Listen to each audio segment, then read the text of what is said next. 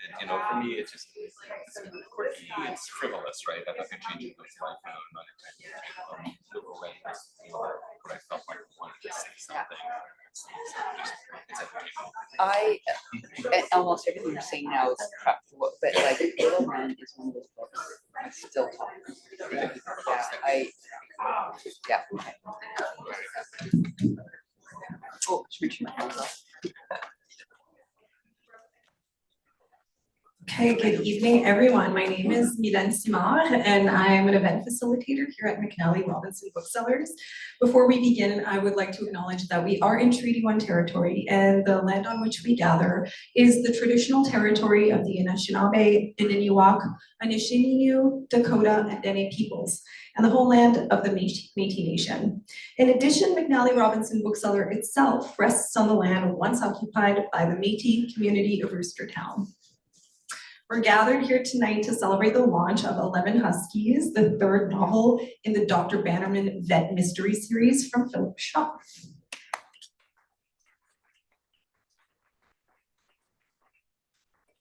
We're grateful to ECW Press for publishing this volume and for their assistance in planning this evening.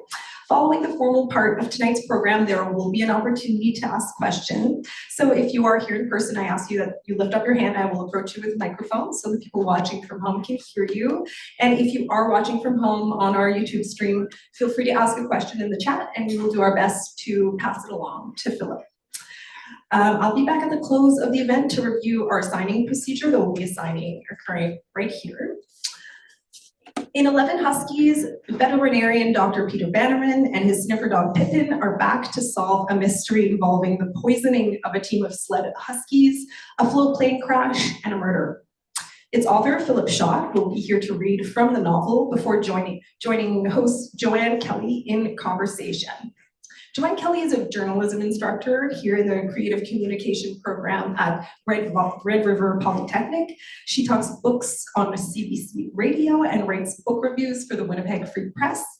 And our guest this evening, Philipp Schott, lives in Winnipeg where he practices veterinary medicine, writes, and shares a creaky old house on the river with his wife, kids, cats, and dog. His first book, The Accidental Veterinarian, was a bestseller and translated into 5 languages. 6 other books have followed. Please join me in welcoming Philipp Schott.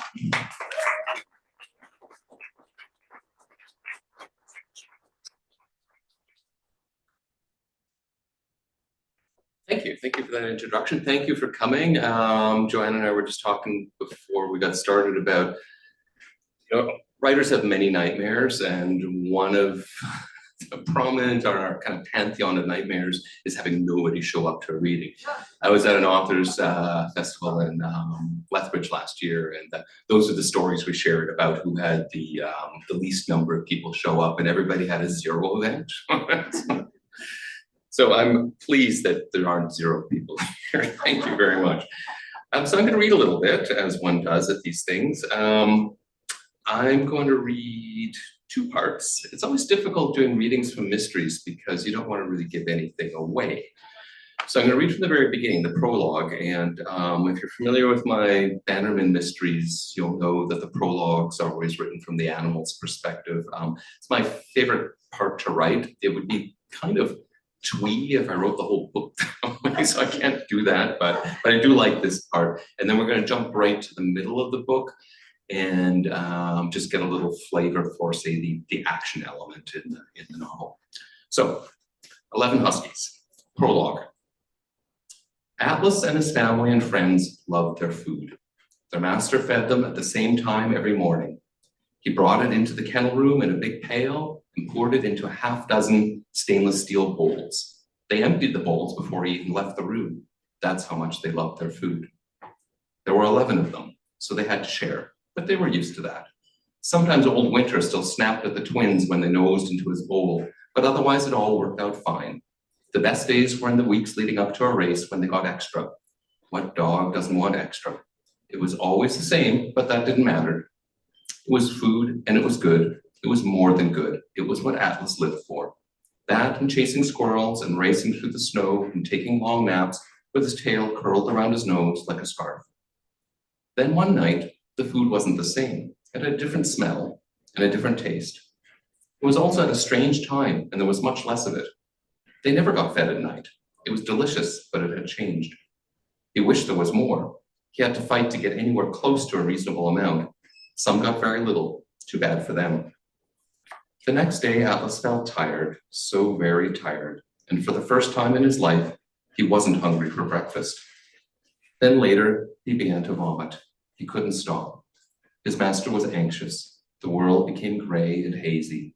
The last thing Atlas remembered before he fell asleep was his master stroking him and saying something soothing he couldn't understand. Now, before I go on, I'm going to reveal a spoiler here. This is an important spoiler. No animal dies. I have to make this very clear because in 54 pigs, for any of you that this is not really a spoiler because it's like right at the beginning, they all die. Every last one of the pigs dies. They all get blown up. And boy, I mean, the book was well received and, good reviews, sold well, etc. But the blowback I got about all the pigs dying, none of the ostriches die either, by the way. And in 3 Bengal kittens coming up, none of the kittens die. So I'm just going to put that right out there. So this one is a victory for veterinary medicine because he was quite ill. So little plug for my profession here. So we're going to jump ahead, as I said, to it's pretty much the exact middle of the novel. So Peter and his family, so his wife and his brother-in-law and his brother-in-law's partner and Pippin the dog, they're on a canoeing holiday in the wilderness in Manitoba, this fictional lake, Dragonfly Lake. And they've gone kind of despite warnings that there may be a fire, but it seemed like a distance away and the wind was in the other direction, so it was probably going to be okay until it wasn't. And then they had to bail out quickly.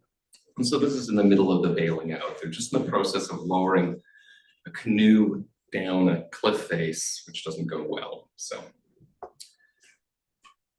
the rope went slack. The canoe tumbled the remaining few meters, barely missing the 2 men and the dog at the bottom of the cliff. It crashed into a large, jagged rock with a sickening crunching sound before it stopped moving. Peter had just time to shout an annoyed, "Hey!" before he noticed Laura and Kevin swarming down the boulders, rapidly pulling off their own Spider-Man moves. Although Kevin missed the last step and landed with a loud oof, he limped towards Peter. The fire, it suddenly came up the other side. Kevin's beard was flecked with what looked like small chunks of charcoal. Kevin is the brother-in-law. His eyes were wild. From over where we climbed up, Peter asked. Laura said, yes, there was a huge gust of wind all of a sudden. You wouldn't have noticed it down here. It blew embers at us like a hurricane of fire. She looked like she was on the verge of tears, but at the same time, her face had a hard seriousness Peter rarely saw. Firestorm, Stuart said, eyes wide, looking all around. Exactly. The canoe's toast, Peter said. Kevin shook his head as if trying to loosen something. Doesn't matter. We just need to get to the water now. We'll figure things out from there. Pippin was already exploring the dense dogwood that covered the slope. He quickly settled on what looked like a faint animal track. They followed, trying to watch their footing at the same time as trying to move as quickly as possible. Peter went first, trying to hold branches aside so they wouldn't snap back and strike Laura, who was right behind him. You could hear Kevin grunting and swearing. Kevin was at the back and in danger of falling even further behind.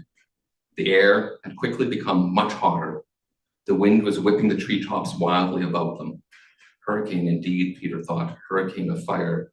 He had recently read something about large wildfires creating their own weather. The tremendous heat could generate winds, even tornadoes, and entire weather systems, including ones with massive clouds called pyrocumulonimbus that could spawn lightning, and thus even more fire. This thought was both exciting and horrifying, one part of his brain saying, cool, and the other saying, oh no. It wasn't the first time science nerd Peter and survivor Peter had found themselves in conflict. But survivor Peter was winning today. He didn't bother to stop to listen for thunder. The track widened and the going became a little easier. Peter could hear Kevin begin to catch up. He reasoned that the trail was probably made by moose. He remembered Lawrence calling dogwood moose candy. The dogwood was much too dense to see where they were going, but it was downhill, and that was all that mattered right now. As they descended, the smoke became thicker again, and all of them were coughing. Put something over your face like a bandana or pull your shirt up, Laura said. She was right. Peter's lungs felt heavy, and his chest tightened with every breath. His tongue felt like he'd been licking an ashtray. And then suddenly, they were on flat ground and out of the dense shrubbery. The lake couldn't be far away now. They were amongst tall jack pines and birch trees. The smoke was thick, the air was still. Peter reasoned that they were in the wind shadow of the hill. It was silent other than the hard breathing and coughing of the group. Pippin stopped and began to circle slowly, nose down, nostrils flaring. Then he suddenly looked up and stood stock still as if staring at something unseen. "What's he doing?" Kevin said, panting. Before Peter could answer, there was a sudden blast of scorching wind from the left, bending the trees like blades of grass. That instant, a wall of bright orange, pulsing flame appeared, as if conjured out of the smoke by a malevolent being bent on mass destruction, a pitiless god of the apocalypse. It was the height of a 6-story building and wider than they could see. It rushed towards them with breathtaking speed. Later, they would argue about who had shouted run and who had been faster, but it was hard to tell as they had fanned out. And about what route they took, other than just away, and about how long they ran. Was it seconds or minutes, though it felt like hours? And about who first noticed that Peter wasn't with them anymore, and about who turned back to find him. But the fire was too intense, there was no way to find him. All of them later noticed that they had singed eyebrows, so perhaps they had all gone back. Pippin wasn't with them anymore either. All was flames and smoke and embers and wind and noise and confusion and desperation. That's it. They did not read from the murder mystery part because that's given separately. That was my strategy. So Joanne's going to come up and ask me some questions. I have so many questions. You'll have a chance to ask questions too, but I bet you I asked some of the ones you're thinking of. And I'm going to start with completely not where I planned on starting, because I'm so thrilled that you gave away the fact that the dogs didn't die. Because my lesson. I've had friends go, "Oh, 11 Huskies, that sounds it's so sweet. I want to read that." Am I allowed to tell them? Okay, good. So I can tell people now, because that did worry me when I picked it up. So yes, there's so many angles I want to come at, but I've now opened it up with the dogs. So there's so much you must have to research to get into these books. But as a vet, obviously this comes from your own experience. Mm-hmm. And how do you pick and choose as a vet, like that will make a good angle? Like how did you pick ostriches, for example? Or like yeah, it's a good question. So ostriches, that just came at me kind of at random. I was reading about Norse neo-paganism, which the book is a little bit about, or it's a lot about, and suddenly I had an image of an ostrich in my mind. I don't know where that comes from, right? That sort of thing just happens, I think, to everyone, it's to some extent. But I merged those two things. Thought, oh, what if the ostrich swallowed an ancient Norse artifact? Would that start a mystery? So same with the pigs. Years ago, before I even thought I might write murder mysteries, I just had this mental image of a swine barn blowing up and a veterinarian coming over the hill and seeing that in the distance. And then I had the thought, that would be a great way to hide a body if you're murdering. Pigs are similar to humans. You worry me a little bit. so that was just sitting there in the back of my head. I always have this kind of image. And so here I wanted to do something in northern Manitoba, and I thought it was time for dogs to take central place from pigs and ostriches, some of the species I'm actually familiar with, never having worked with very much with an ostrich or a pig. Well, how much of your vet stuff is in Peter? Because I remember Peter had to call a friend specialized and he didn't know ostriches. Right. So obviously I'm going to assume that stuff is very real. Yeah. I'm living in anxiety about critique from my colleagues that I've got something wrong, especially when I go out into areas of practice that I'm not actually familiar with, like large animal practice, rural practice. Veterinarians, however, are very shy, introverted, and polite people, so I'm sure they're just quietly seething about everything I'm getting wrong. But yeah, I think it makes sense to write what you know. I mean, that's one of those kind of truisms, so it gives me kind of a foundation of reality to build on. I do get negative feedback that people want more vet stuff. They think, okay, this is a veterinarian writing. I want to hear more like intrigue in the vet clinic. That's, I don't know. Yeah, and I don't know about intrigue in the vet clinic, but I am fascinated, as maybe other people drawn to these, of the medical, the medical descriptions and learning about the, like in this case, the toxins and the different types of toxins and how it would impact them and what the vets do. You must hear from people who love that type of. Yes, people do, and that's why I say that people want more of that. I'm not sure if I'm prepared to write more of that, because that's not especially entertaining for me. But and we're gonna get, well, we'll get from dogs to Pippin. Yes. And Pippin is, yes, I love Peter and I love Laura, but Pippin is my favorite character, obviously. And I'm always terrified every book that someone's gonna Pippin and something deadly. But the whole Pippin's scent and using that to track things, where did that come from and how do you research that? And that's quite real, and that's something I had to research. Unfortunately, in the intro it says living with our dog passed away, so I'm going to speak about him in past tense. He was beautiful, but he wasn't very clever and he wasn't very talented in any way. Even though he was a Sheltie, he's supposed to be clever and talented, but he wasn't. He was just beautiful, which is fine. Right? We love him. So when I first drafted 54 Pigs, there was a dog. Peter had a dog, and the dog helped a little and had some sniffing skills. But the editor said, "Wow, this is really strong. We want to hear more about it." So in the rewrite, then his role expanded, and he ultimately became my favorite character as well, and just about every person who's read it. I'm trying to not, so this is where the research comes in, take it to the kind of stupid level of sort of supernatural abilities, and he's never going to talk or anything like that. But honestly, dog's scent ability is astonishing. I mean, here we are, speculating about life in the Andromeda galaxy, alien life. We have intelligent alien life right around us, right?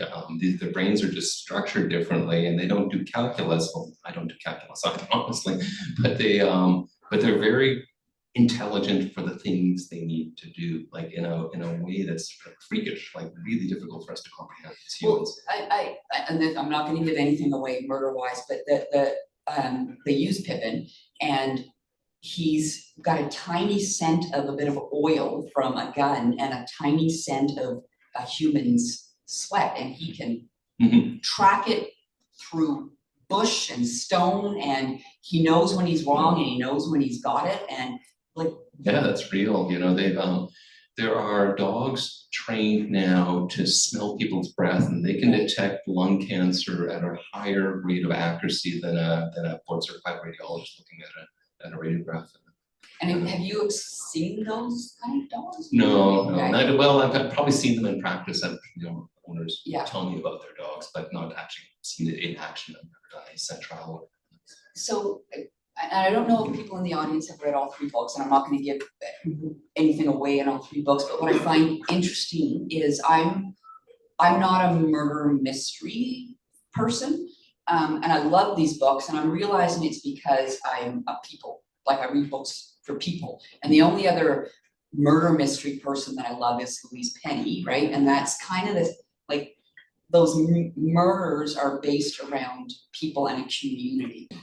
So let's talk a little bit before we get to the people. Let's talk about the community a bit, because you've got this clearly based kind of on Gimli, but that community is so essential to your story. No, that's one of the things I wanted to do. I wanted to write something that makes Manitoba appear cool, which it is, like actually promote its coolness. And I get really gratifying feedback from people from all over North America, and in some cases other parts of the world, saying, "Wow, Manitoba, never really kind of heard of it, but didn't really think that it had such interesting things." Now, having said that, New Selfos, the town I invented on the opposite side of the lake, it's kind of roughly where Victoria Beach is, if you want to kind of place it geographically, but I've rearranged a lot of the geography, obviously. It is an idealized Manitoba town. Unfortunately, there is no pub, as far as I know, in any rural Manitoba town that resembles the Flying Beaver of Selfos. somebody needs to get on that. Yeah. Proper British style pub in a small town of Manitoba. But the connections within the community Yeah. are, probably for me and probably a lot of readers, kind of more important Mhm. than the crime. And do you have like a network of like interconnecting people? I need to do that because I'm Okay. relying on my memory now. Thank goodness, I don't know how writers did it in the days of just typewriters, because I can use a Control Right. F and find things in my previous manuscripts, like, so what did I make this person do before? Let's try and be consistent and try to bring up previous secondary characters and Do you bring them plant in. seeds in any of these books thinking, I'm gonna plant somebody here because in 4 books I want to pull them to the surface? I wish I could say that in my life, I'm a pretty organized person, but I'm not that organized with writing. These things just kind of happen. It's like I have that image at the start and I know how I want it to end, and I've got a couple of points I want to hit along the way, and otherwise it's just kind of a flow experience writing it. There's not a whole lot of planning going on. Well, and correct me if I'm wrong, but these 3 books so far are over the course of a year, right? Winter, That's right, winter, yeah. spring, and Yeah, summer. I'm doing a seasonal thing. Okay. So. And I don't know about any of you, but I love Manitoba winters. Like I cross country ski, I run on the river. It has given me a whole new appreciation. And that scene you read with the forest fire, you have similar scenes like skiing and so how important is the weather? Very important. I mean, this is one of the things I want to showcase is the environment, positive and negative, right? Yeah. But there was a lot. 54 Pigs, as you said, is set in the winter, and the ultimate scene, the end, the climax is on frozen Lake Winnipeg in some ice fishing huts, and just a lot of feedback from people in places like Texas and so on that wow. I mean, you really, when you live somewhere, you normalize everything around you and it's oh blah, whatever. But for people elsewhere, I've got a lot of family in Germany and they find it so exotic and so fascinating and so cool what we have here. And it's so time for us to kind of celebrate that as well, I think. Total side note, I read this while I was in Texas. Oh, okay. and was talking to people about Winnipeg. But some of you're at a fly-in fishing lodge for most of this 3rd book, and you've got all those characters, right? You've got the tourists from Iceland, the tourists from Europe, like that whole idea of, and Texas, right? You've got them all coming up to explore what's stunningly beautiful. And then get trapped in a fire. Yes, and die in the lake. And again, without giving any of the murder away, I find it probably why I love these as murder mysteries is in some ways the murders are just a structure for you to build a story around. And I think that works really well because for Peter, who kind of helps, helps solve these, the murders are a way for him to, I'm gonna say have fun, but they're not, but how you use his brain and how you describe how he's thinking is fascinating to me. But so how much of that is you? Where are you pulling that from? Yeah, I think he's when I first wrote him, I thought I was writing an entirely fictional character until people who know me read the book, and it's really sort of an amplified version of who I am. I'm not sure whether I'm on the spectrum or not, probably just a little bit, I guess, but certainly everybody, my family is entirely. So I'm very familiar with how that approach to life and approach to the world, that wiring works. So that comes from a place of personal knowledge, and with him specifically, he's just got, I guess, got a bit of this. He's got this puzzle-seeking radar. Like anything he looks at, like if I'm bored, if I'm sitting here and I'm bored, I'm going to be counting those ceiling tiles. I'm going to be doing the math on how many there will be in the building. I'll do that just like instinctively. Yeah. I may not be right, but I'll be doing the math on that. So he's got that kind of pattern recognizing kind of brain just constantly worrying in the background, and that's what draws him to these crimes. It's not that he loves murder per se, but he wants to solve. He cannot let a puzzle. Exactly, he cannot let those puzzles go. Well, I earmark things. I'm probably not going to be able to find. I should have earmarked them better. But I just like the way when he's talking, when he's starting to think of the murders and trying to parse things out. all of it is logical, either very logical or in the human emotional way, very illogical. How much do you have to piece together the murder? Because again, it's not the prime part of the book, but it has to make sense, right? Yeah. So that's actually the most challenging part, because I'm actually not a mystery reader either. Much to the consternation of my publisher and my editors, mystery, turns out, gets pigeonholed. Turns out that I've written a cozy, but not really a cozy, right? So when I had never heard that expression, I had no idea what's a cozy. It's a thing that you put on the back of a couch, isn't it? Or something. Or a teapot. Or a teapot, that's it, okay. And tea's a big part of this book too. But it's not quite a cozy, because there's a little bit of swearing. Actually, in the first book, there was a lot of swearing initially, and I said, can you do something about that? Okay, fine. Again, Control F, looking for F. 78 hits the first time around, I got down to 16 or something like that, I think. And it's only the villains that swear. Here's a little, getting something away. So I had to conform myself to some of the norms of the industry, although I didn't entirely, because the reviewers continue to say, this is sort of cozy, but not really, we're not sure what to call it. Fine, That's whatever. a good thing, isn't it? It is good. I don't particularly care, actually. That doesn't bother me. But coming up then with the mystery, it's really a challenge to leave enough breadcrumbs, but not too many. And I've kind of given up overthinking that because I've gotten opposite response, like diametrically opposite responses. So reviewers will say, oh, I had it figured out in the 4th chapter. It was just like he telegraphed this, and okay, fine. And then same book, another reviewer says this was just completely, he just pulled this out of thin air at the end. It made no sense whatsoever.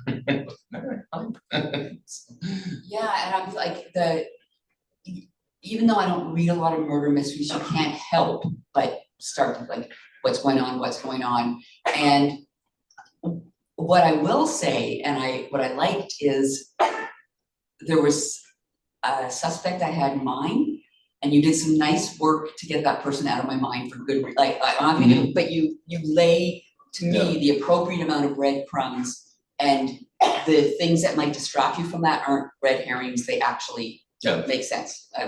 We can talk later after you've read the book. Yes, I'm glad. It's because it is kind of fun. It's the hardest part, but it's fun. It's sort of the reverse of what we just talked about. It's creating the puzzle, and then creating the puzzle. It's like this big Rube Goldberg mechanism, right? Getting all the pieces, and that's when I go back to edit. Then I'm looking for, okay, what have I left hanging that I maybe need to resolve? Have you ever left something hanging that you had to like pull it and unravel everything? Yeah, no, I've never had to. I'm kind of lazy that way. I just kind of make it fit, just hammer that in. Well, I was trying to see and this is from 6 Ostriches actually, but how you articulate Peter's thought process is, as a visual person, I like, even in this, he's got a hangover. In fact, this was the worst thing about the hangover. Normally, Peter's thoughts were like bricks, solid, defined shape, stackable, one set on top of the next until a useful structure emerged. Today, his thoughts were like vapor, interesting, but amorphous and ephemeral long before he could commit the shape to memory. I mean, that's how I live, in that ephemeral, right? So I find it hard, but so interesting to read about people who have that brick-like memory, and he's so logical but knowledgeable. Like, he pulls on so many interesting things. And I think about Laura, his wife, who knits like sweaters for hobbits, and like obviously you're working to make these people interesting, though I would argue most people actually are interesting when we get to know them. As a journalist, absolutely, that's what I have found. So where are you pulling all of these personalities from? I hope I'm not basing them on real people. I think there's a fair distance between my wife Lorraine out there in the middle trying to hide, and then Laura. But maybe it's hard to avoid, right? Kevin is pure kind of just fantasy. I don't think such an RCMP officer exists, but maybe he does. Maybe that'd be unfair. It just I wanted to. The reason why I wrote a mystery series in the first place, despite not being a mystery reader, is I wanted to explore character and place over the course of a number of novels. How do you do that? You can do it with fantasy or science fiction. I don't want in Manitoba. It doesn't leave a lot. I'm not going to write romance or horror whatever. So left mystery, but it was wanting to explore characters over time and have their interactions and their quirks and so on, and get to know them. It's one of these writer cliches, but it's totally true. They take on a life of their own. It's such a weird thing. And I'm like a science guy, right? I don't believe in weird things at all. And yet there's this kind of mysterious force that takes over when you're writing from a character's perspective. And you're like, no, I don't want you to do that. Philip thinking, Peter thinking, no, I am going to do that. Oh, yeah, right. Let's see where this takes us then. So, I don't know if people have read Willow Wren yet, and I highly recommend. I was just saying to Philip that I read that. I don't know how many years that has been out now. 3. Okay, so it is one of those books that has stayed in my head, and I talked to a lot of people about it, and so it's a fictionalized version of real events, and your father, grandfather, your grandmother, all fascinating people in their own right. My question, I guess, is when you're writing about real people versus fictional, is it easier, the same, one harder, or? It's much harder to write about real people. Okay. I really felt like I was throwing my grandfather under the bus, and he was a Nazi, and it's true. There's just no hiding that, right? But it's not something I was delighted that I talked about, the relevance of the family. And then writing about my father felt like a really heavy, what is a really heavy responsibility. So that felt a little more like a burden. I wanted to honor my father in particular, but still felt like a burden. Whereas with fictional characters, I feel very free.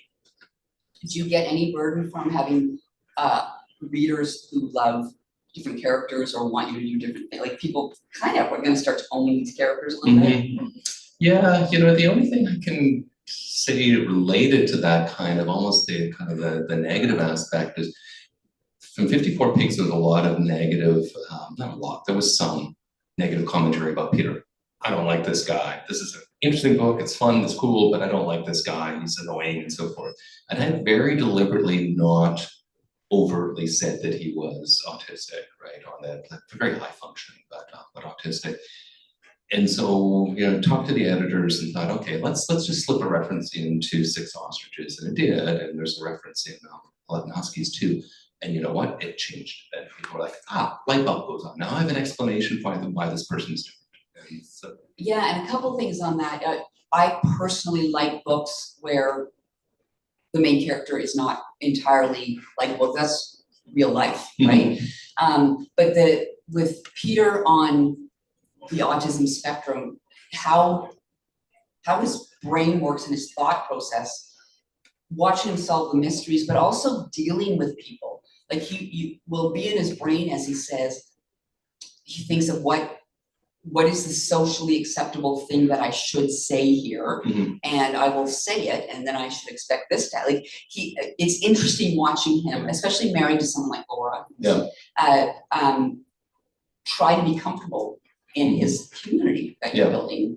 So how important is it to you, again, not that Peter be liked, but I'm not even by readers, I'm going to say Peter in his world, that he's building friendships and connections? Yeah, I think it's very important for me because, again, this is frivolous entertainment, right? I'm not trying to change the world, but it is very important to me for people to understand and accept and celebrate neurodiversity. I mean, when we celebrate people, we understand that people come in all kinds of physical sizes and shapes and colors, but do we really understand, like at a deep level, that brains come in different sizes, shapes? I don't know about the colors, but let's say, because we need to. And it's so often I deal with the public, right? This is my job. And I've learned over the years, so often when clients, the pet owners, seemed annoying or bad, or we labeled them in various ways, that they were either probably in an emotional state, but also they may have been neurodiverse, or they may have had mental health issues, or they may have had other challenges and issues that just make their perspective different, right? And once you start to think about things that way, it becomes easier to be around people. I mean, as a journalist, I agree with journalist who now teaches young adults. I agree with you completely. The idea of the grace that we need to give people. And Peter, I mean, he learns a lot of grace from Laura. Yeah, exactly. Learns how to be, and he's in, but you're right about how he has to think through, okay, how do I respond to the situation, because it's not intuitive. Yeah. And yeah, he does make some mistakes, and 54 Pigs is kind of centered on a mistake in judgment that he makes. But even like looking at deciding I don't like beer, but I'm going to have a beer because it will make this person comfortable. And you're seeing the growth of Peter as someone who wants to connect. So I think the beginning of the book, he would have happily lived just him, Laura, and Pippin. Sure, yeah, married the cat. And he actually wants to connect. Like I'm very happy for him in Six Ostriches when he got a friend. Yeah, that's right. Yeah. Kind of a quirky friend, but there you go. And I like seeing that continue, just little emails from the third book where and it hits him like I want to make the effort with this. And I would argue for me that like there's so many layers and threads to the book that I enjoy. And the mystery, sure, I'll happily solve a mystery, and none of the Huskies died, which is fabulous. But honestly, watching Peter navigate the mysteries while he's dealing with an animal emergency and his wife and a fire, and watching his brain shift into gear is fascinating. Yeah, thanks. Yeah. Good. And if people have questions, I can talk forever, but if I see questions up, I will jump in. Okay. I don't. Wait a minute, I have a burning question. Yes. I can't keep writing on. Why 11 Huskies? Why not 15 Nines? Good question. Why 54 pigs and not 53 and the ostriches? Yes. So 54 pigs, first one. I was 54 years when I wrote it. I needed a number. I didn't need a number. I just thought that was a cool idea for this, like a hook for a series. You have kind of an organized brain, and I like them all to have kind of titles that sort of echo each other as we go up. So that's where 54 came about. And I did check, not a pig guy, but I checked, and that seems like a reasonable number of pigs to have in a smaller pig barn. So, I mean, there are much bigger pig barns, but this is a small one. And then I didn't want to repeat that number, of course, and wanted to go to a lower number. Now it's becoming a problem because I'm not wanting to have it numbers that are adjacent or sequential, so people aren't reading too much into that. It's not 1, 2, 3, 4, 5. Yeah, exactly. 6 ostriches, also again, kind of a reasonable number of ostriches. 11 huskies. I actually don't know how many huskies are in the sled team. I did look it up, and it seemed like that was extra, that you don't need 11, but that made sense that there would be extra. 54 pigs. Here's a funny anecdote. There are, I can grab a book here. So I learned a word. It's called the dinkus, apparently, in printing. Oh, you've got the preprint, right? So where these little dots are in the actual book, like the you got the advanced copy. There is a little glyph of a pig. So that's what breaks up chapters. Well, that's in here. You've got the dog. Yes, there's huskies in there. That's right, and there's ostriches in the ostriches. So somebody, a reader, counted them, and there are 54. I swear there are 54. And again, I'm a science guy. I don't believe in weird stuff, so that's just coincidence, right? But there are 54 little pig marks, little pig. Wow. Because somebody counted those. There are more than 6 ostriches, and there are more than 11 huskies, so you can't make too much out of this. But yeah, that's where it came from. And then 3 Bengal kittens. Even 3 is too many Bengal kittens. I mean, our own Bengals, lovely cats, but they're very loud. And they're not going to die either. No, they will not die. One other quick thing I wanted to ask about, as a Winnipeg person, oh man, do I love the references. There's pierogies up north with Chaban, feta in it, and you talk about the yarn store in Wolseley, and are they just your favorite place? No one's paying you. No, I'm not quite at the point yet where I command that sort of sponsorship. No. Yeah, I think it's just cool to celebrate local things, right? And actually, 3 Bengal Kittens is set primarily in Winnipeg. We'll get back to New South Wales because I love it in the coming books. But when I first pitched this to my editor, he said, sat back and said, yeah, Philip, you know, these small town mysteries, I don't know how the demographics work out, because 6 books in, the whole town is dead. Nobody wants to live there anymore because the murder rate is through the roof. So I said, okay, I'll take it off-site. Peter actually did I dream that? Did He makes a reference remark, to yeah. every, like, Yeah, people they die go around? through the murder rates in Iceland versus Manitoba. Yeah. But the whole Winnipeg, Gimli, Manitoba, it has been very rural and it's very outdoors. And we had a quick chat before. I assumed that you had been canoeing up in the north. Not in the far north, just into just the Whiteshell and Northwest Ontario a little bit. Some backcountry stuff, but pretty light. But it's having actually done a kayak trip up north during forest fire season when you couldn't see anything because of the smoke. We did not get trapped by fire, but we saw a lot of bears. It's so very real, but also as I started at the beginning, very beautiful. And how much of an outdoor person are you? And how much are you drawing on your own, and how much are you researching? I'm an outdoor person for sure, yeah. And the description of the flight, I've flown up to Churchill, Thompson and Churchill, and that would made a big impression. And then, some of this backcountry canoeing that I have done, again, it's not deep wilderness, but you know, 2 portages away from civilization, let's say. And I've done it since I was a child, so I mean that's why I live here, really. I love I'm not from Manitoba, but I now officially feel like one. And between the skiing, the running, the kayaking, that I have not been up yet to Churchill. Oh yeah, Church is fantastic. Where else are you gonna? Got Winnipeg, maybe the next one. Like where else are you? Back to New South Wales. I'm thinking it's going to be horses or dairy cattle the next time around. I won't say what number. I haven't figured that out yet. Are you gonna head over to Iceland at some point? Yes, yeah. So there will be an international sniffer dog competition in Iceland at some point. So that'll be the draws them there. Draws them there. So that I think helps it, because I've been to Iceland a couple of times. Let's talk about Laura a little bit, because her character is growing and developing as well, in their relationship too. We get to see, you know, in the Ostrich book a little bit about some of his past and their relationship. How, like, you obviously want to keep that growing and It was really important to me to break the cliche of the middle-aged male detective.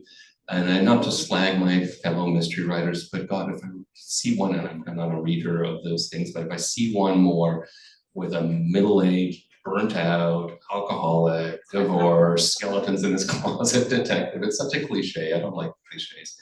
I guess they're comforting for some people. So again, I'm not meaning to insult anyone.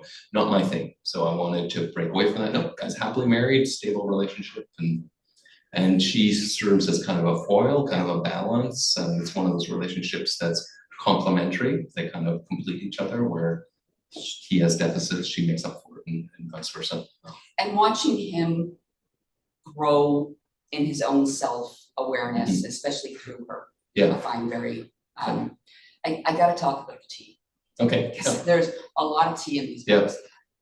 How important to you is tea? Like, no, it's super important. So I do drink some tea, and I like he drinks Rooibos in there, and I like my Rooibos, and I like my Lapsang Souchong, which he drinks in one of the other books, but I'm not obsessive about it by any means. Actually more of a coffee drinker, and honestly, I'm like a Scotch drinker.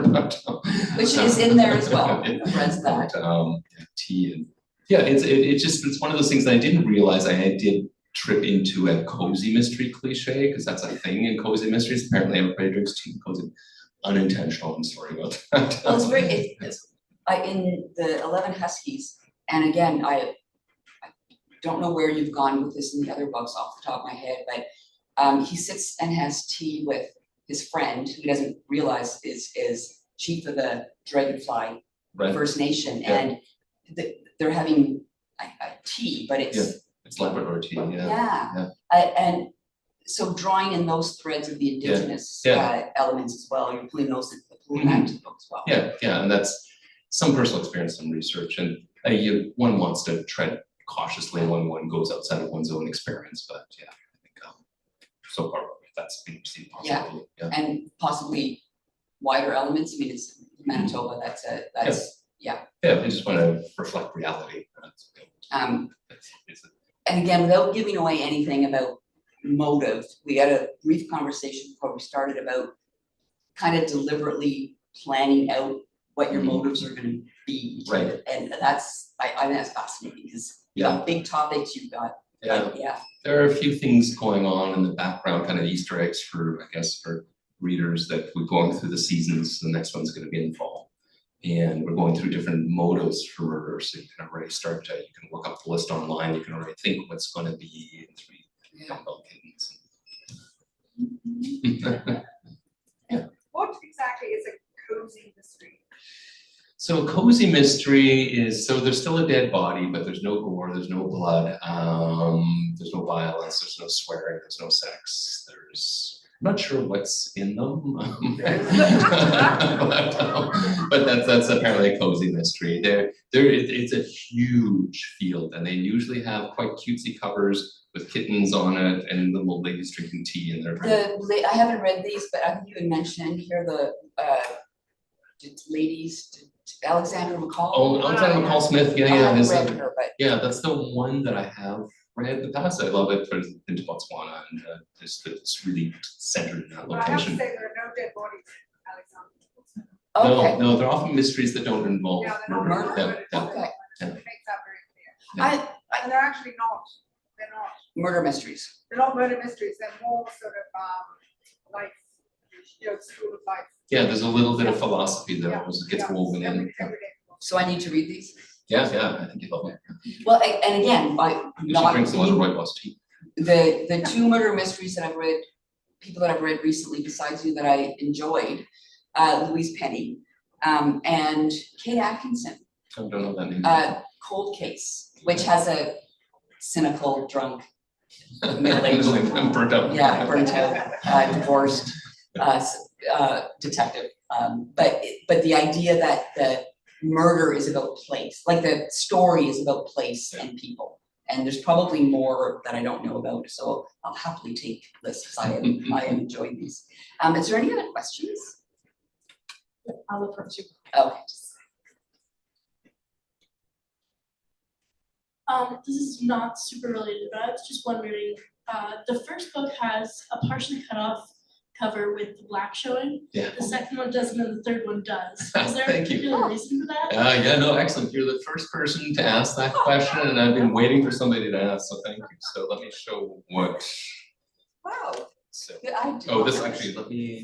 Well, this one and this one. Yeah, so I can't remember all the publishing terms, but I thought this was a really cool effect, right? Yeah. So, and 6 ostriches came out like this, and it was a printer's error. So it was supposed to have the cut there. I think they just called it the cut. And so publisher said to me, kind of pleading, because it's a small independent publisher. This is not one of the big 5, ECW Press. They do a great job, and they've got lots of interesting books, but they're running on Canada Council grants and so forth. It's not super profitable, thanks to me. And it's, so they said, well, we can pulp all these. It's up to you, and we'll print them. I said, no, leave it.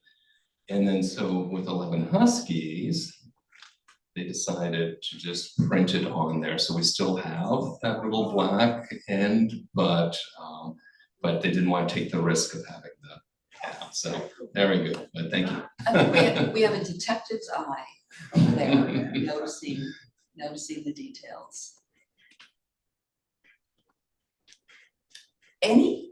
Are these going to be turned into TV series? So we've been approached, the publisher has been approached, somebody that's doing what's called a shop agreement, where they're going to see whether they can find the money and so forth. So we'll see. Yeah. When you wrote the first one, did you know it was going to be a series? Like, did you Yes. okay. Yeah, that was the intent. Okay. Yeah, as long as people buy them and read them, I'll keep writing them. I actually have a question from the live chat. Oh, okay, cool. Glenn Sinclair asks, can you elaborate on Zealandia, please? Oh, Good question, yeah. So, okay, so Zealandia plays a role. I'm not going to say what the role is, but it's a little village in Saskatchewan, and it's a little bit of Canadian history trivia. So I'm a trivia guy. I was captain of the 1983 Reach for the Top Saskatchewan champions. Went to Toronto and lost in a humiliating fashion to national television. But anyway, so I'm a trivia guy. So one of the little trivial things that comes, and I like to pepper the books with trivia. Any trivia you read is coming from here. Usually try to fact check it, not always. So they had the ABC lines through the Prairie provinces. So when the railways were laying the big lines, they had, there's the township system, right? There's this quarter sections and sections and then the townships, and there were actually towns at every corner of the township plant. How do you come up with names? So the naming system was they just started pulling names from A, B, C, all the way through. So you have a bunch of Z names in Saskatchewan because of the ABC lines, and Zealandia is one of them. Anybody else have questions? Bill, when I've gone to, I think all of your book launches. Yes, thank you. Some are online, but you used to say that, when you're working more as a vet, you would have like Thursdays or something to do the writing.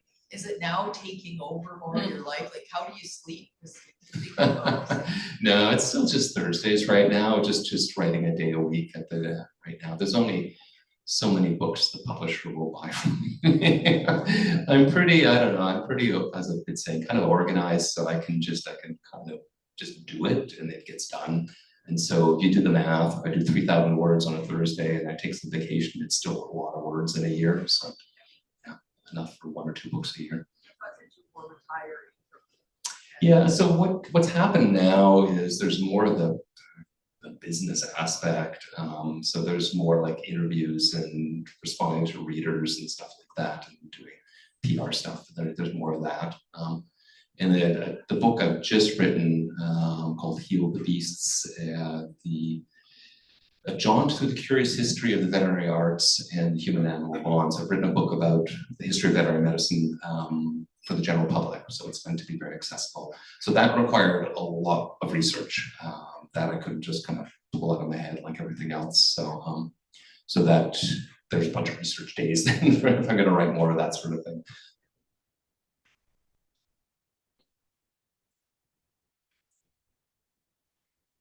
Hi, I'm sorry I missed the beginning, so maybe you already covered this, but I wondered if Creatures Great and Small was an inspiration for you, and do you think the attraction of that kind of vet story is because of the locale, the crazy characters, or the animal stories, or all of the above?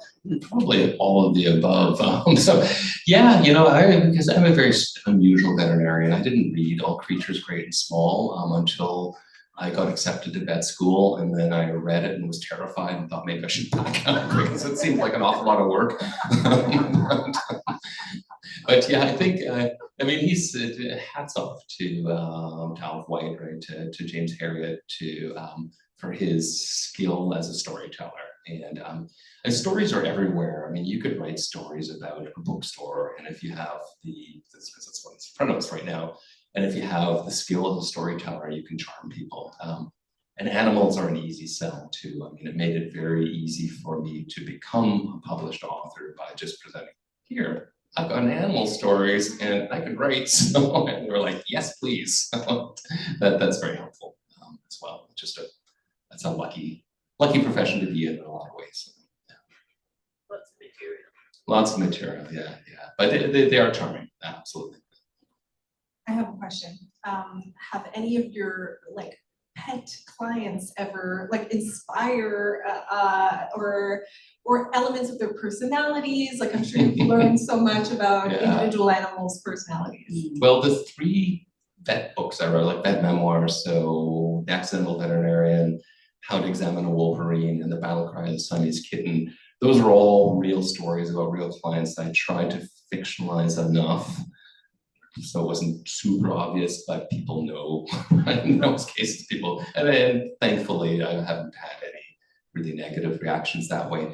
For the clients that are woven into these books, pretty generic, like a kind of merged a few different types of people, but yeah, for sure, there are some real experiences that come in there. Anybody else in the audience? Okay, do you have any final words? I guess my final it's not even a question, is a comment.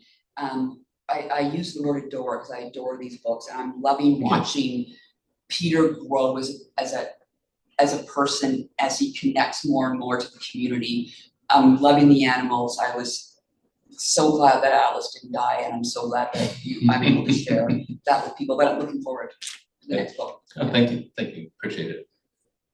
Okay, thank you, Philip and Joanne. We're now gonna move along to our signing portion of the evening. So right to my right, you guys can line up to get books signed. We have over to the right of 11 Huskies, and on the left here, an assortment of Philip's books. So feel free to grab any book, get it signed, and please don't forget to pay for it on your way out. And I do honestly highly recommend the low rank. Thank you. Okay, thank you again to ECW Press. Thank you all for joining us and here and online. And I'd like to invite you one more time in acknowledging Philipp Schott and Joanne Kelly.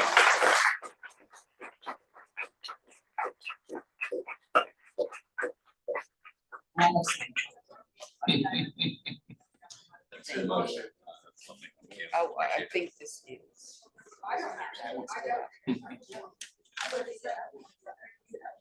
I had a million different questions, and I never write them down because I think I'm going to remember it.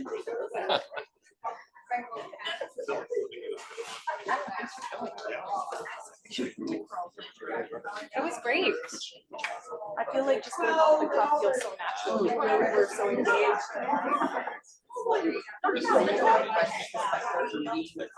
And I always forget things. I gotta know.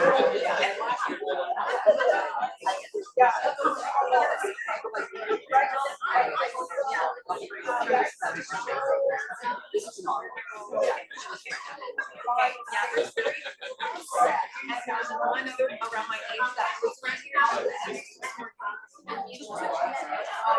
The other. I got all your other ones. So. There's so many, like sometimes I think Yeah. I guess Definitely Press. Yeah.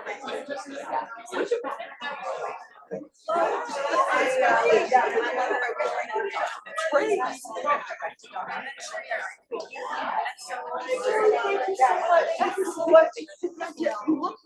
You look like you're very running. Oh my God! I love the kid. You're not from. I'm not from here. Yeah. I was actually director of studies.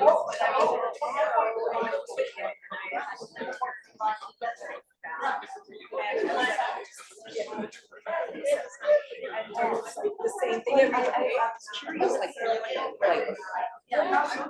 I know, same. I was